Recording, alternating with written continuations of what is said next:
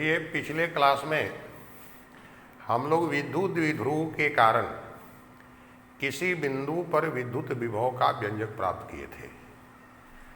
उसमें हम आपको चर्चा किए थे कि अगर बिंदु विद्युत द्विध्रुव के केंद्र से r दूरी पर स्थित है और उस बिंदु को मिलाने वाली रेखा द्विध्रुव अक्ष के साथ थीटा कोण बनाती है, तो उस बिंदु पर विद्युत द्विध्रुव के कारण विद्युत विभव का व्यंजक आया था।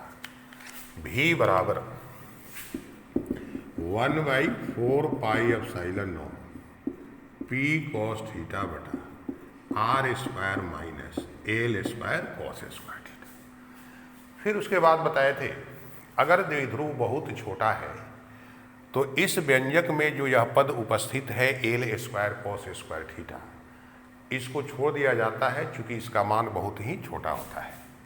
तो V बराबर सूत्र आ गया था 1/4 pi epsilon nought P cos theta by R square. इसी दो सूत्र को हम कहे थे विशेष स्थिति में अगर बिंदु द्विध्रुव अक्ष के अनुदिश प्लस Q आवेश की ओर हो तो थीटा का मान 0 डिग्री, अगर बिंदु ऋण आवेश की ओर हो तो थीटा का मान 180 डिग्री। इस केस में भी V का व्यंजक हम बता दिए थे। अगर बिंदु द्विध्रुव अक्ष के लंब समद्विभाजक पर हो तो थीटा 90 डिग्री। वैसी स्थिति में विभव का मान 0। अब आज के क्लास में हम लोग विद्युत द्विध्रुव के कारण किसी बिंदु पर विद्युत क्षेत्र तीव्रता का व्यंजक प्राप्त करेंगे। तो आज हम लोग क्या प्राप्त करेंगे? तो विद्युत द्विध्रुव के कारण किसी बिंदु पर विद्युत क्षेत्र तीव्रता, इसी का व्यंजक निकालना है। विद्युत द्विध्रुव के कारण किसी बिंदु पर विद्युत क्षेत्र तीव्रता, इसमें 3 केस अलग अलग।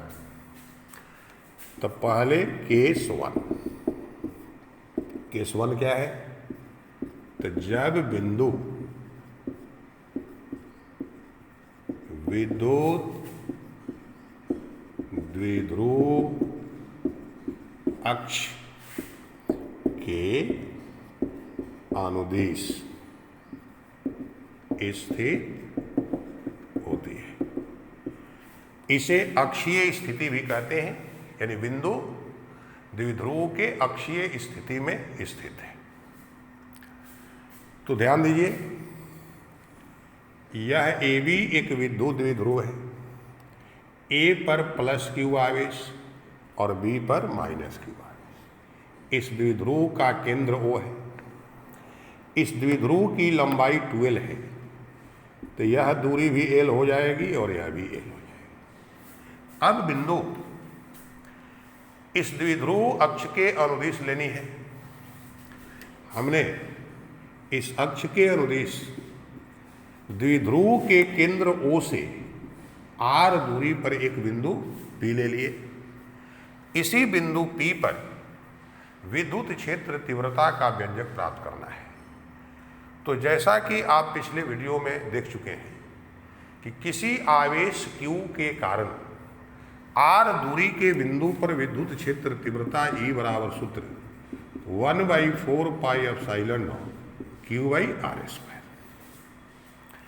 अब यहां पर द्विध्रुव में 2 आवेश हैं, तो इन दोनों आवेशों के कारण इसी सूत्र का उपयोग करके बिंदु P पर विद्युत क्षेत्र तीव्रता का व्यंजक हम लोग प्राप्त करेंगे। और चूंकि विद्युत क्षेत्र तीव्रता एक सदिश राशि है, तो परिणामी विद्युत क्षेत्र तीव्रता ज्ञात करने के लिए इन दोनों तीव्रताओं को सदिशीय योग के नियम के अनुसार जोड़ देंगे, तो विद्युत द्विध्रुव के कारण बिंदु P पर विद्युत क्षेत्र तीव्रता का व्यंजक प्राप्त हो जाएगा।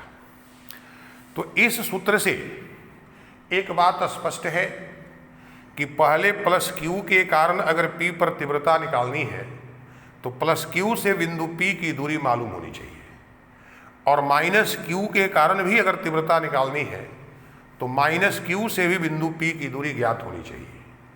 तो जो यहाँ पर ज्यामिति है उसके हिसाब से आप भी बता सकते हैं, O से P तक की दूरी है R और O से A तक की दूरी है L, तो प्लस Q से बिंदु P की दूरी हो जाएगी R माइनस L।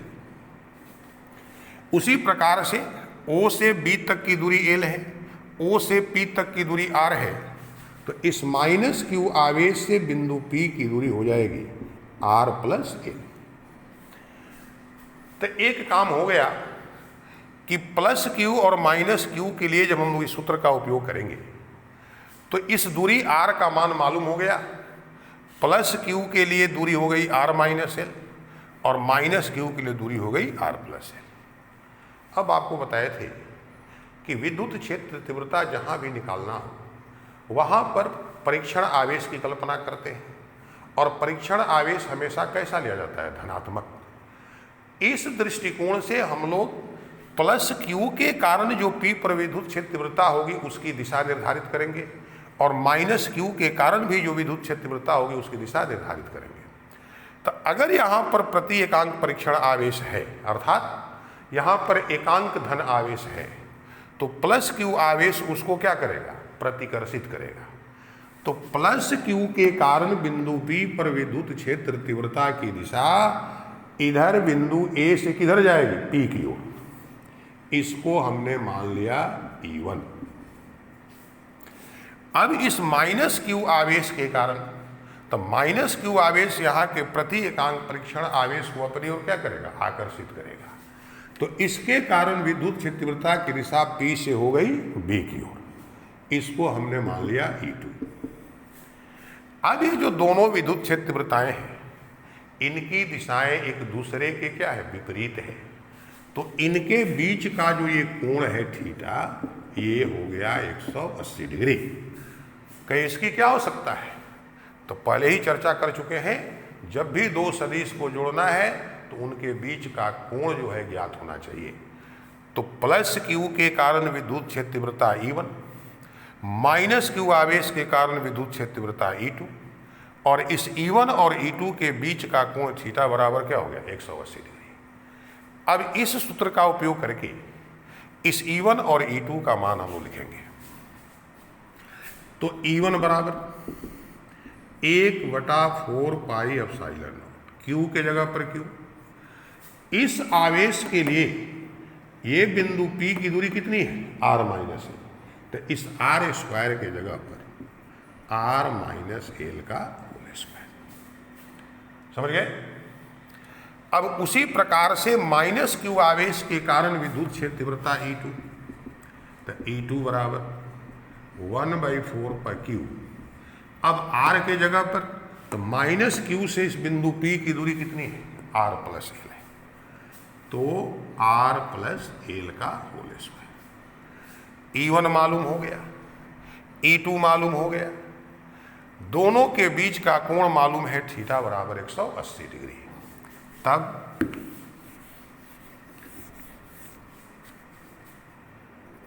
विद्युत द्विध्रुव के कारण बिंदु P पर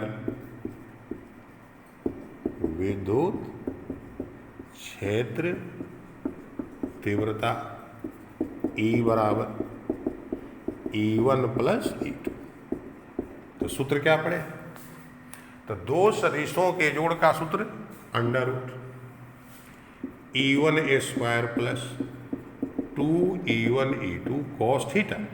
तो थीटा की जगह यहाँ पर क्या है, 180 डिग्री प्लस E2 स्क्वायर। अब इस कॉस 180 डिग्री का मान -1, तो ये बराबर हो जाएगा under root E1 square minus 2E1 E2 plus E2 square बराबर under root E1 minus E2 का होल स्क्वायर, और ये बराबर हो गया E1 माइनस E2। अब जो E1 और E2 का मान हम लोग निकाले हैं यहाँ रखेंगे, हल करेंगे, तो विद्युत क्षेत्र तीव्रता E का व्यंजक प्राप्त हो जाएगा। तो देखिए E1 के जगह पर 1/4 पाई एप्सिलॉन नॉट Q बटा R माइनस L का whole square minus 1/4 pi epsilon Q बटा R प्लस L का whole square 1/4 pi epsilon nought Q तो कॉमन हो जाएगा, बचेगा क्या? तो 1/R माइनस L का whole square 1/R plus L का होल स्क्वायर। इसके बाद आप भी हल कर सकते हैं, equal to 1/4 pi epsilon nought Q। अब इसका LCM क्या होगा? तो R square minus L square का होल स्क्वायर। अब ये यहाँ पर R प्लस L का होल स्क्वायर माइनस ये यहाँ पर R माइनस L का whole square equal to 1/4 pi epsilon nought Q A plus B का होल स्क्वायर।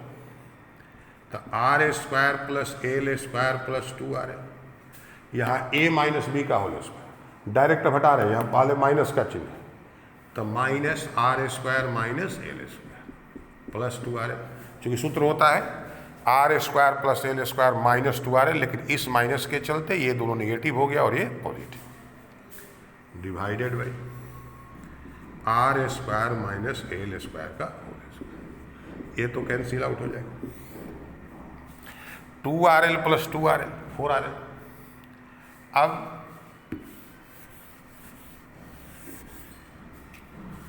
तो E बराबर 1/4 pi epsilon nought Q into यह जो 4RL होगा इसको आप 2L इंटू 2R लिख सकते हैं बटा R square minus L square का whole square. Q into 2L को कहते हैं विद्युत द्विध्रुव आघूर्ण, सूचित करते हैं उसको P से। तो E बराबर आपका सूत्र आ गया 1/4 पाई एप्सिलॉन नॉट, ये वाला 2 इसके जगह पर P into R square minus L square का होल स्क्वायर। अब इसकी दिशा, तो चूंकि E का मान E1 माइनस E2 यानी E की दिशा किधर? E1 के दिशा में, और E1 की दिशा किधर है? विद्युत द्विध्रुव आघूर्ण की दिशा में। तो विद्युत द्विध्रुव अक्ष के किसी बिंदु पर अगर केंद्र से R दूरी पर विद्युत क्षेत्र तीव्रता निकालनी हो तो ये व्यंजक हम लोगों का प्राप्त हो गया। E बराबर 1/4 पाई एप्सिलॉन नॉट 2PR बटा R square minus L square का होल स्क्वायर, जहाँ P बराबर Q इंटू 2L क्या है? विद्युत द्विध्रुव आघूर्ण है। अब देखो, अगर विद्युत द्विध्रुव बहुत छोटा है लिखा रहे तो इस व्यंजक में उपस्थित L स्क्वायर का मान बहुत छोटा हो जाएगा, इसलिए इसे छोड़ दिया जाता है। तो बहुत छोटे विद्युत द्विध्रुव के लिए E बराबर सूत्र हो जाएगा 1/4 पाई एप्सिलॉन। इसको जब छोड़ देंगे तो R स्क्वायर है, फिर इसका स्क्वायर R के पावर क्या हो जाएगा? 4, और एक R कटेगा तो R का पावर 3। तो सूत्र हो गया 2P बटा RQ। तो ये ध्यान रखना है, अगर बिंदु विद्युत द्विध्रुव अक्ष के अनुदिश उसके केंद्र से R दूरी पर स्थित है तो उस बिंदु पर विद्युत क्षेत्र तीव्रता का परिमाण E बराबर 1/4 पाई एप्सिलॉन नॉट 2PR बटा R square minus L square का होल स्क्वायर। और यदि सवाल में लिखा रहे कि विद्युत द्विध्रुव बहुत छोटा है तब E बराबर सूत्र हो जाएगा 1/4 पाई एप्सिलॉन नॉट 2P बटा RQ।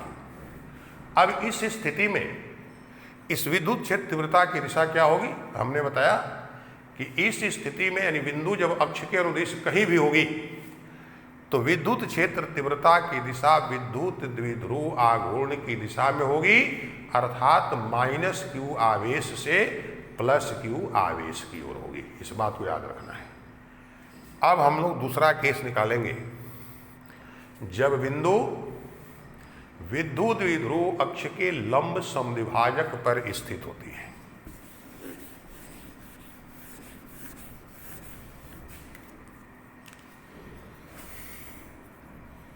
केस 2, जब बिंदु विद्युत द्विध्रुव अक्ष के लंब समद्विभाजक पर स्थित होती है। तो देखिए, ये वही विद्युत द्विध्रुव प्लस क्यू आवेश और माइनस क्यू, ए पर और बी पर। ये केंद्र ओ हो गया। द्विध्रुव की लंबाई 12 है, ये एल के बराबर है।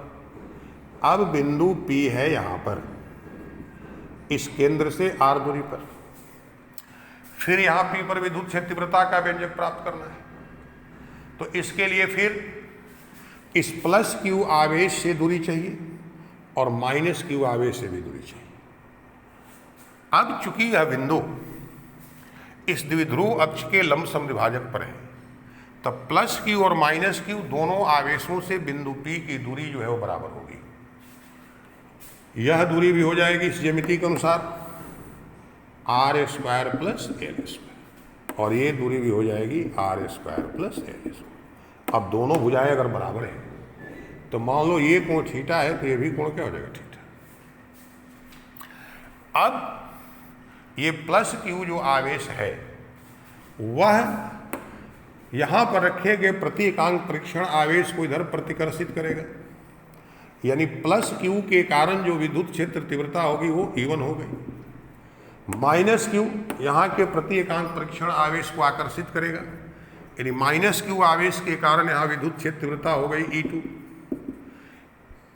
E1 और E2 के बीच का कोण, तो ये इस त्रिभुज का बहिष्य कोण हो गया। तो जो शेष दो अंतः कोणों के जोड़ के बराबर, तो E1 और E2 के बीच का कोण हो गया थीटा। अब इस दोनों विद्युत क्षेत्र तीव्रता का परिणामी विद्युत क्षेत्र तीव्रता यदि E है और मान लो ये E1 के साथ कोण क्या बना रहेगा, अल्फा, तो फिर जो विद्युत क्षेत्र तीव्रता का सूत्र है उसके द्वारा हम लोग पहले E1 और E2 का मान निकालेंगे, फिर सदिश योग के लिए जो सूत्र प्राप्त है उससे दोनों को जोड़ेंगे, तो परिणामी विद्युत क्षेत्र तीव्रता का व्यंजक प्राप्त हो जाएगा। तो E1 बराबर 1/4 पाई एप्सिलॉन Q बटा R स्क्वायर। तो R की जगह यहाँ पर क्या है, √R square plus L square. Square करेंगे रूट हट जाएगा, R square plus L square. E2 बराबर 1/4 पाई एप्सिलॉन Q बाई, ये भी वही डिस्टेंस है, R square plus L square. इन E1 और E2 के बीच का कोण है कितना, 2 थीटा। तो विद्युत द्विध्रुव के कारण बिंदु P पर विद्युत क्षेत्र तीव्रता E बराबर E1 plus E2 √ E1 square plus cos 2 theta plus E2 square. अब यहाँ ध्यान दीजिएगा, जितना वैल्यू E1 का है उतना ही वैल्यू E2 का है। तो यहाँ जब सबका मान रखेंगे तो इसी व्यंजक का स्क्वायर यहाँ भी होगा, यहाँ भी होगा और यहाँ भी होगा। इसको अगर कॉमन लेते हैं, रूट से बाहर निकालते हैं, तो यहाँ पर व्यंजक क्या हो जाएगा, 1/4 pi epsilon nought Q by R square plus L square. अब रूट में यहाँ भी एक बच गया और यहाँ भी एक बच गया, तो 1 जोड़े 1 क्या हो गया, 2। तो 2 + 2 cos 2 थीटा। बराबर 1/4 पाई एप्सिलॉन नॉट क्यू बटा R square plus L square. इसमें से 2 कॉमन लीजिएगा तो बचेगा 1 प्लस कॉस 2 थीटा, तो हो जाएगा 1 plus cos 2 theta is equal to 2 cos square theta. तो 1/4 pi epsilon nought Q by are square plus L square, 2 बाहर आ गया, cos square theta cos theta. यहां पर ज्योमेट्री से कॉस थीटा बराबर बेस बाई हाइपोटेनस यानी आधार बटा कर्ण, तो क्या हो जाएगा व्यंजक E बराबर 1/4 pi epsilon nought Q by are square plus L square, 2 cos theta के जगह पर एल बटा under root R square plus L square. तो सूत्र हो गया E बराबर 1/4 pi epsilon Q into 2L की जगह P। अब देखो इसका घात 1 है और इसका घात 1/2, आधार 1 है, घात जुटेगा तो R square plus L square का पावर 1/3/2। तो ये व्यंजक हो गया विद्युत द्विध्रुव अक्ष के लंब समद्विभाजक पर यदि बिंदु केंद्र से r दूरी पर स्थित है तो विद्युत क्षेत्र तीव्रता E बराबर 1/4 पाई एप्सिलॉन नॉट P बटा R square plus L square का पावर 3/2। अगर द्विध्रुव बहुत छोटा है तो इस व्यंजक में उपस्थित इस एल स्क्वायर को छोड़ दिया जाएगा, तो जब इसको छोड़ेंगे तो आर स्क्वायर का पावर 3/2 यानी आर का पावर 3, तो उस स्थिति में ई का मान हो जाएगा 1/4 पाई एप्सिलॉन नॉट पी बटा आर क्यू। ध्यान दीजिएगा बिंदु जब अक्ष के अनुदिश थी, केंद्र से आर दूरी पर द्विध्रुव बहुत छोटा था, तो ये व्यंजक था ई बराबर 1/4 pi epsilon nought 2p by R Q. इसका मतलब क्या है कि लंब समद्विभाजक पर विद्युत क्षेत्र तीव्रता अक्ष पर के विद्युत क्षेत्र तीव्रता की क्या होती है, आधी होती है। अब दिशा के लिए यहां पर यह विद्युत क्षेत्र E इस E1 के साथ कितना कोण बना है, अल्फा। तो सूत्र होगा tan अल्फा बराबर कोण E1 के साथ माना गया है तो E2 साइन 2 थीटा बटा E1 plus E2 cos 2 theta. अभी आपने देखा E1 और E2 का मान बराबर है, तो इसमें से E2 कॉमन होकर इससे कट जाएगा, तो बचेगा क्या, साइन 2 थीटा बटा 1 plus cos 2 theta, 2 sine theta into cos theta, इसके जगह पर ये 2 कॉस स्क्वायर थीटा। तो tan अल्फा बराबर tan थीटा यानी अल्फा बराबर थीटा, ये कोण थीटा यानी ये भी थीटा हो गया। इससे क्या निष्कर्ष निकला कि विद्युत क्षेत्र तीव्रता E की दिशा द्विध्रुव अक्ष के समानांतर इस द्विध्रुव आघूर्ण के दिशा के विपरीत होती है। इस बात को याद रखना है कि लंब समद्विभाजक पर विद्युत क्षेत्र तीव्रता की दिशा अक्ष पर के विद्युत क्षेत्र के दिशा के विपरीत होती है, अर्थात इन दोनों के बीच का कोण 180 डिग्री होता है। तो ये 2 केस की चर्चा हो गई। अब तीसरा केस है जब बिंदु द्विध्रुव अक्ष के सापेक्ष कहीं भी स्थित होगी तब वहां पर विद्युत क्षेत्र तीव्रता का व्यंजक क्या होगा, इसकी गणना हम लोग नेक्स्ट वीडियो में नेक्स्ट क्लास में करेंगे। Thank you.